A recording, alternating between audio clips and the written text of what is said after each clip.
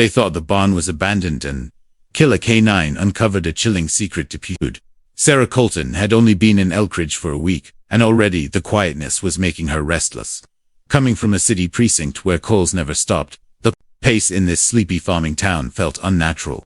People waved at her like they'd known her for years, and most of her patrols involved stopping for coffee or directing the occasional stray cow back into a fence. Still, Sarah liked the change. It gave her time to bond with her new partner Rex, a German shepherd with a sharp nose and an even sharper instinct. On a crisp Tuesday morning, she was driving down one of the lesser-known back roads just outside of town. The sun was just beginning to rise, casting a golden light across the endless stretches of farmland. As she slowed to take in the view, something caught her eye. Half hidden by a line of overgrown hedges and trees, stood a run-down wooden barn, its roof sagging and sides covered in tangled vines. It looked like it hadn't seen life in decades. Curious, Sarah pulled over. She stepped out and let Rex stretch his legs. The air was quiet, she thought. The barn gave off an eerie stillness, like it had been forgotten on purpose. She walked closer, brushing aside some brush and stepping onto the cracked foundation. A few birds scattered from the rooftop, but otherwise, everything was still. She radioed in her location out of habit. Dispatch, this is Unit 12. Stopping at an unlisted structure just off Wilmer's Field. Looks like an old barn. No signs of recent activity. Just checking it out. Copy, Unit 12. Proceed with caution. Rex sniffed around the edge of the barn, ears alert. Sarah noticed the main doors were chained shut with an old rusted padlock, but one side panel was loose enough to peek through. She pushed it open carefully, and a musty smell hit her like a wall. Inside, the barn was empty at first glance. Dust clung to every surface. An old hay bale sat in the corner, and a broken wagon wheel leaned against the far wall. She crouched beside Rex, scratching behind his ears. Well, boy, looks like we found someone's forgotten story. But Rex wasn't listening. He had stopped moving, frozen still, nose pointing toward the far end of the barn. Then he growled. Low and steady. Sarah stood up, scanning the shadows. What is it? She whispered. Rex barked once, sharply, then sprinted toward the far wall.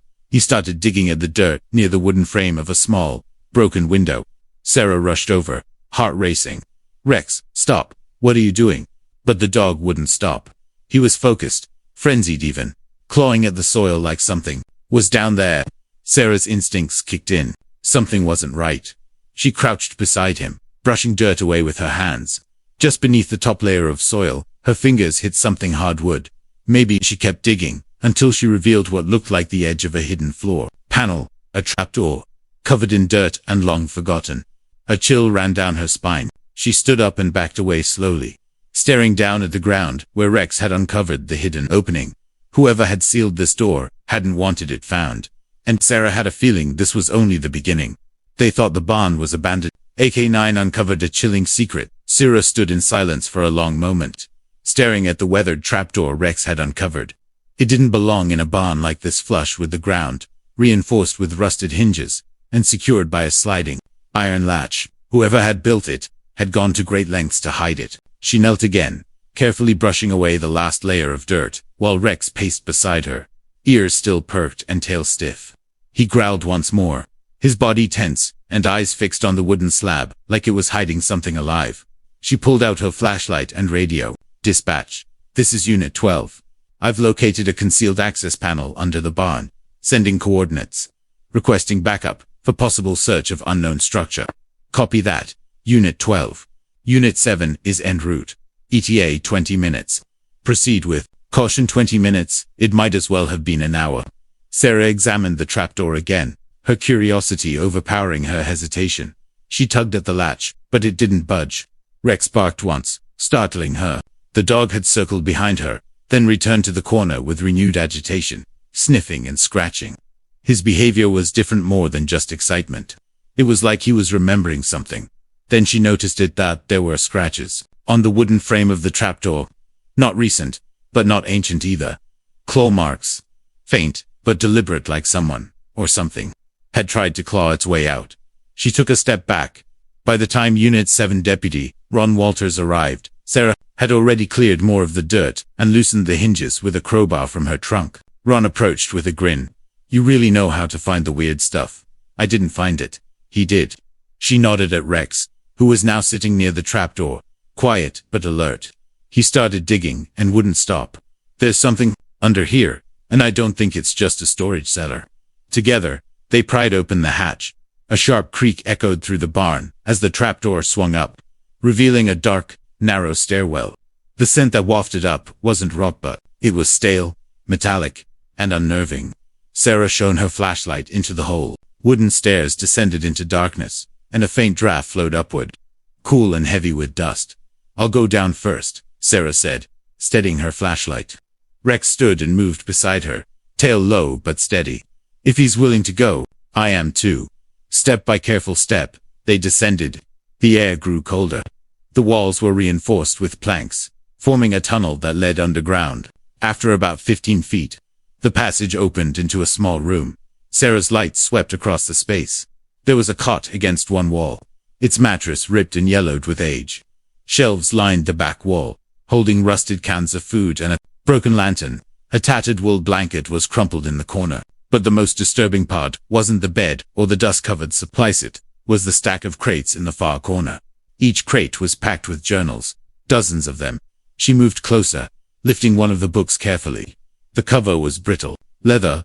The first page read, in shaky handwriting, "Vincent Leary, Day 1. They're watching again." Sarah's pulse quickened. Vincent Leary was the original owner of this land. He'd vanished nearly 20 years ago. No records, no sightings. Most people believed he'd left town voluntarily. Now, it seemed, he hadn't gone anywhere at all. "Ron," she said softly, handing him the journal. "We just opened up someone's life. And from the looks of it, they weren't just hiding. They were terrified."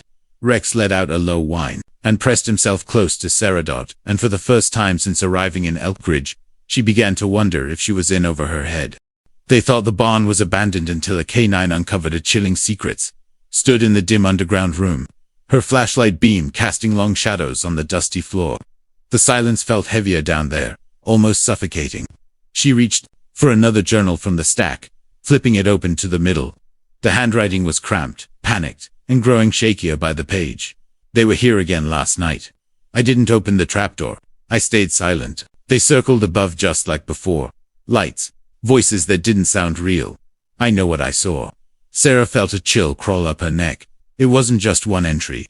Every page she scanned echoed with fear, obsession, and a deep sense of isolation. Vincent Leary had been living beneath his own barn, hiding from something or someone he believed was watching him. Ron crouched beside her, flipping through another notebook. He was scared of more than just people, he murmured. "Listen to this. They walk through the fields at night but leave no footprints. Sometimes I hear them talking outside, even when there's no one there. I think they've gotten inside my head." Sarah rubbed her temples. The writing was disturbing, but what truly unsettled her was how organized everything was. Vincent had been methodical. Dates, drawings, field maps, crop patterns, lists of names most crossed out. This wasn't just paranoia. He had been documenting something he truly believed was real. Rex sniffed around the crates, stopping at one in the back. He whined and sat down next to it, tail still. Sarah opened the lid. Inside were several envelopes, marked confidential, sealed with wax, and addressed only to reader. She opened one. Inside was a photograph. Grainy, black and white. It showed the barn from above, possibly an aerial shot. At the edge of the frame were strange markings in the field. Perfectly round impressions that didn't match any farming equipment. There were more photos like it in the stack, each labeled with dates and coordinates. Sarah stepped back. "We need to get this documented. If Vincent was seeing things, he went to great lengths to prove it. But if he wasn't..." Ron's radio crackled. "Unit 7, this is dispatch. Status check." He clicked in. "Still inside the structure. We've found a lot." Sarah took one final look around the room before carefully closing the crate. "Let's get the journals and those photos to the station. We'll go through them more thoroughly there." As they emerged from the underground space, Sarah blinked against the sudden daylight. The barn now felt different, less forgotten, more like it had been guarding something for a very long time. Rex stayed unusually close to her side as they walked back to the cruiser, looking over his shoulder more than once. Later that evening, back at the sheriff's office, Sarah began organizing the materials. She pulled the town's records on Vincent Leary and the property. Something odd caught her eye. Vincent's property had been foreclosed on in 2004, just a year after the last journal entry. But there was no foreclosure notice in the file, no signed documents, and no witnesses listed. It was as if the transaction had been processed in secret. The property had sat in legal limbo since then, never resold, never redeveloped.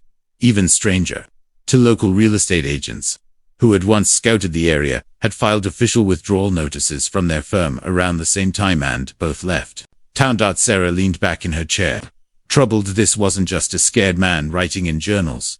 This was a story that someone, somewhere, had tried to bury. And Rex, the only one who'd sensed something from the start, was still uneasy. That night, he slept beside Sarah's bed, waking her twice with his barking at nothing. She began to wonder if whatever had scared Vincent Leary so badly hadn't left.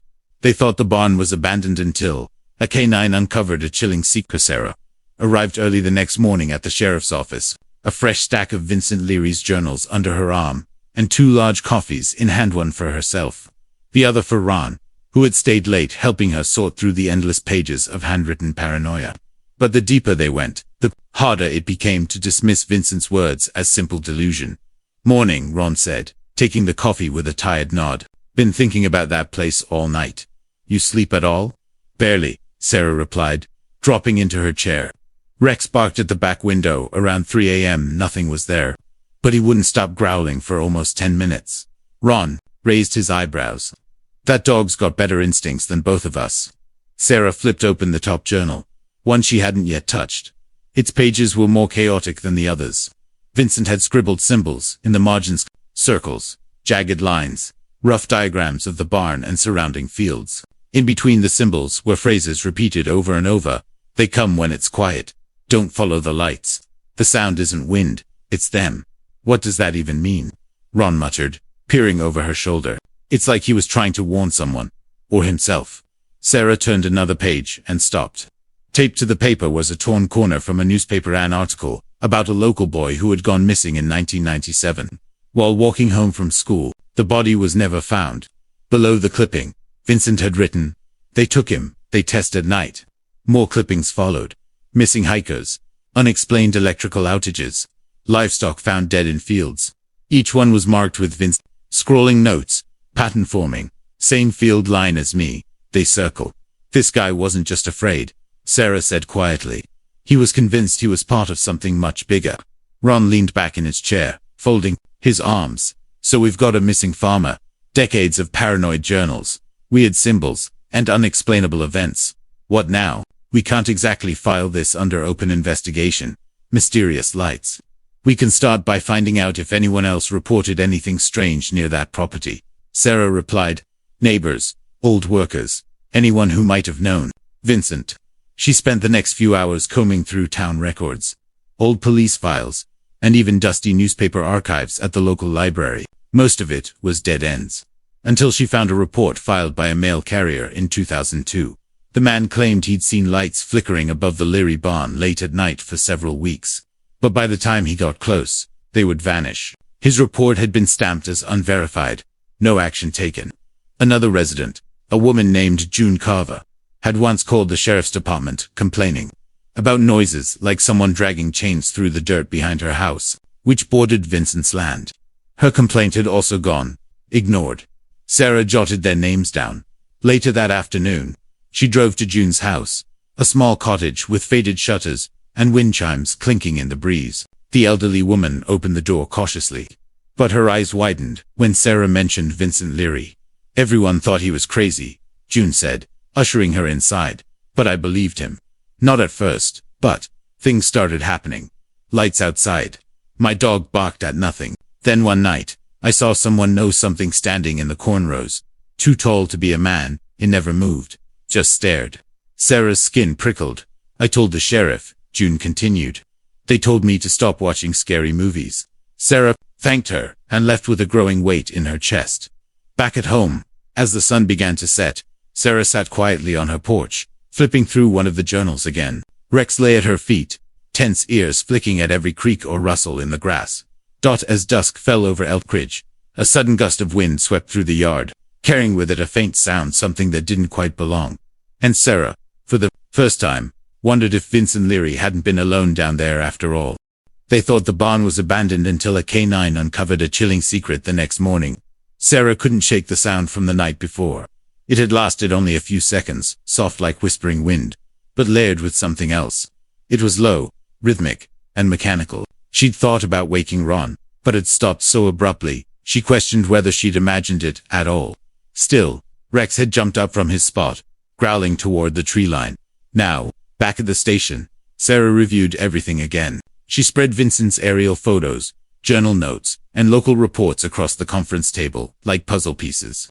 The deeper she dug, the more the timeline confused her. Several of the journal entries described events happening after Vincent had supposedly disappeared. How could he have written this after 2004? She whispered, flipping to a page dated 2007. He's supposed to be gone. Ron, walking in with a fresh box of donuts, paused mid-bite. Wait, what do you mean after? Didn't they say he vanished in 2004? She turned the book toward him. This one's dated July 2007. It mentions a night when 3 red lights hovered over the barn and didn't move for hours. The handwriting is still his. Ron lowered the donut. Then he didn't leave. No, Sarah said, her voice low. He might have still been down there, writing, watching, hiding. That realization hit both of them hard. If Vincent had continued documenting for years after his alleged disappearance, that meant he wasn't just a local recluse. He might have been a prisoner of something or someone.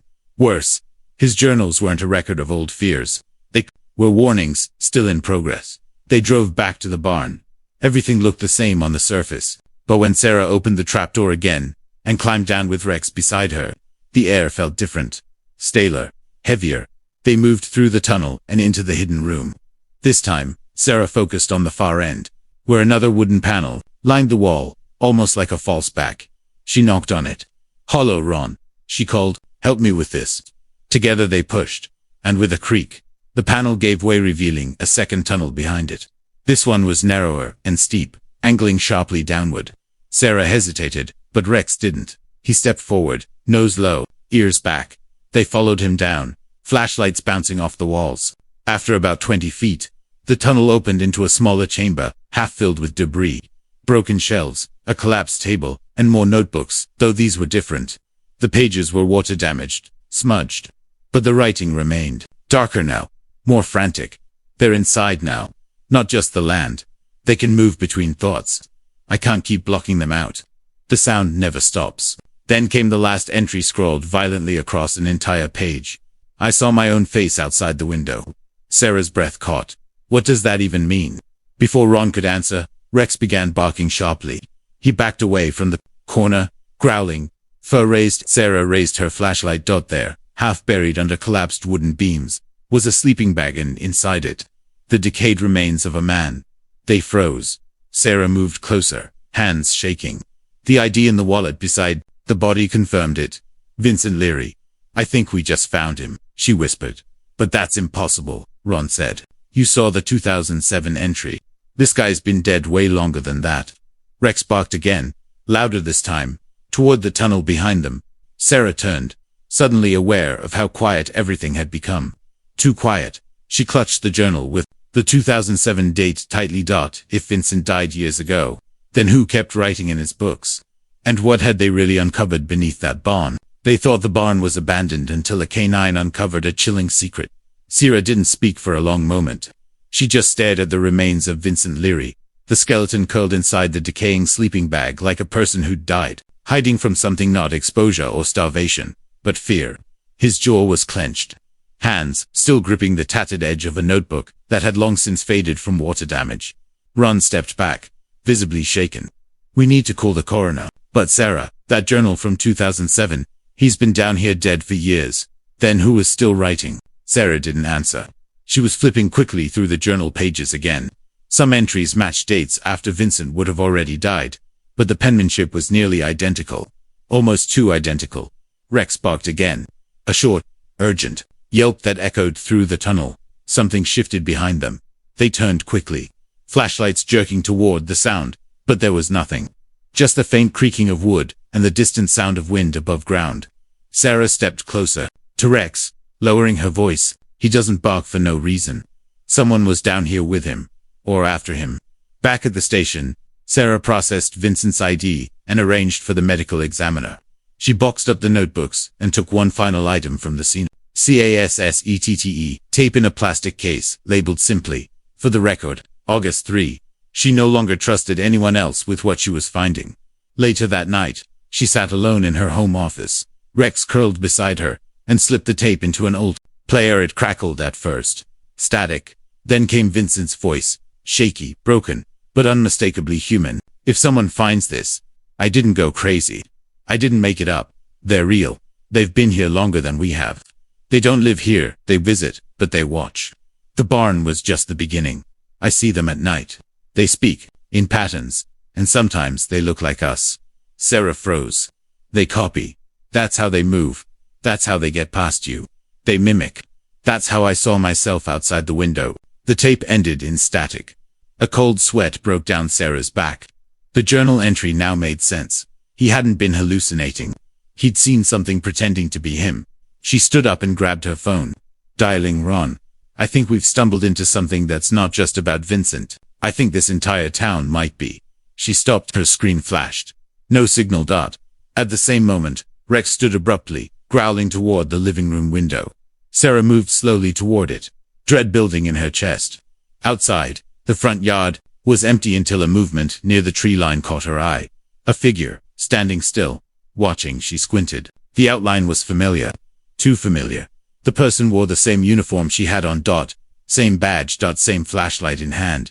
She stumbled back, heart racing. Ron's voice crackled through her two-way radio on the table, even though her phone was dead. "Sarah, you there? You need to get to the station now. I think someone's been tampering with the evidence. Wait. There's someone outside." His voice cut out. Sarah didn't wait. She grabbed Rex, keys, and the journal with the 2007 entries. Whatever was happening, it wasn't just about Vincent Leary anymore. Someone or something was watching her now. And it knew exactly who to copy. They thought the barn was abandoned until a canine uncovered a chilling secret. Sarah's truck sped down the back roads of Elkridge, her tires skimming gravel as Rex growled from the passenger seat. Her hands gripped the wheel tightly. The headlights cut through fog that hadn't been there earlier. It wasn't natural fog. It clung to the road like it was alive, curling around trees and trailing behind her like fingers trying to grab hold. The radio was dead. Her phone still had no signal. Only the faint beam of her headlights and the sound of Rex's uneasy whimpers gave her any comfort. When she reached the sheriff's station, it was nearly empty. The door was ajar. Lights inside flickered, even though the building had just passed inspection last month. Sarah parked without killing the engine and stepped out slowly. Flashlight in one hand, her pistol holstered but ready. Rex stayed at her side, ears pinned and tail low. "Ron," she called out. "You here?" No answer. The front desk had been abandoned mid-shift. Coffee spilled. Chair pushed back like someone had left in a hurry. A cold breeze passed through the hallway. Sarah noticed it immediately. The windows were all closed. She walked down the corridor toward the evidence room. Rex suddenly stopped, sniffing the air. He growled and backed away from the door ahead. Sarah slowly turned the knob and stepped inside. Papers were scattered across the floor, boxes torn open. The crate that once held Vincent's journals now sat empty. Only the tape recorder remained on the table, its plastic casing cracked.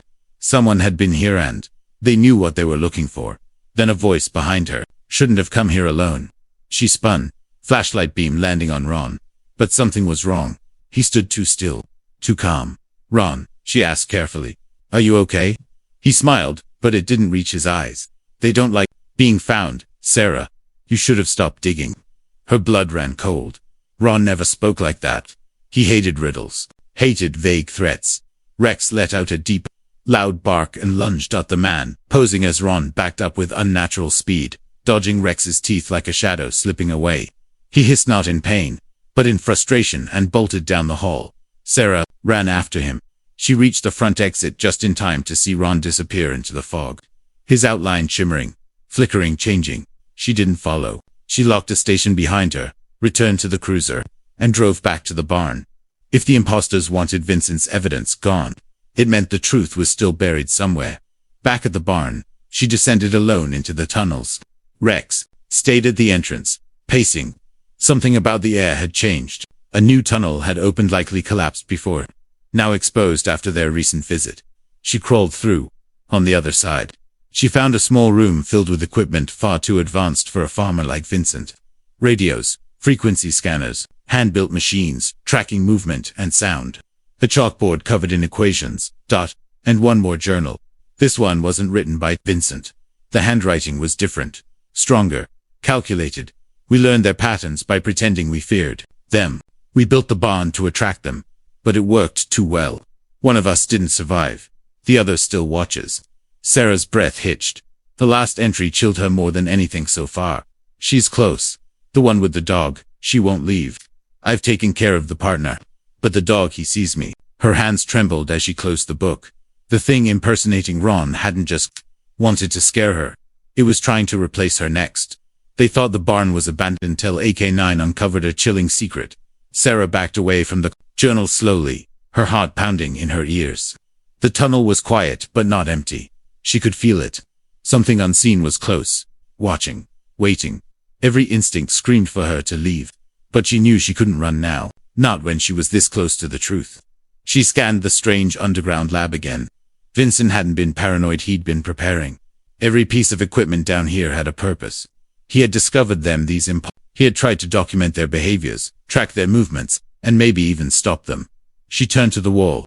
Along one side were pinned photographs, blurry black and white images of people walking in town, but with subtle differences. Eyes that didn't reflect light, footprints that didn't match, a shadow that stretched in the wrong direction. And among the pinned photos was one of her, taken from a distance, standing outside the sheriff's office. She didn't remember ever seeing anyone take it. Her breath caught. That meant they had already been watching her, for longer than she realized. Suddenly, a whisper echoed through the tunnel. It wasn't a voice exactly, it was more like a pressure against her thoughts, a presence sliding across her mind like ice. You should have let this die with him. Sarah jerked around. At the tunnel's entrance stood a figure. Her flashlight beam flickered and she was staring at herself. Same face, same jacket, same flashlight in hand. But something was wrong in the eyes. They were too still, too glassy. Rex barked from behind, a warning growl rumbling in his throat. The thing smiled. You can't stop what you don't understand. He tried, he failed. Now you belong to us too. But Sarah wasn't like Vincent. She had Rex, and she had something the imposter didn't expect: proof. With shaking hands, she raised her phone and turned on the flashlight feature. The beam flicked across the creature's face.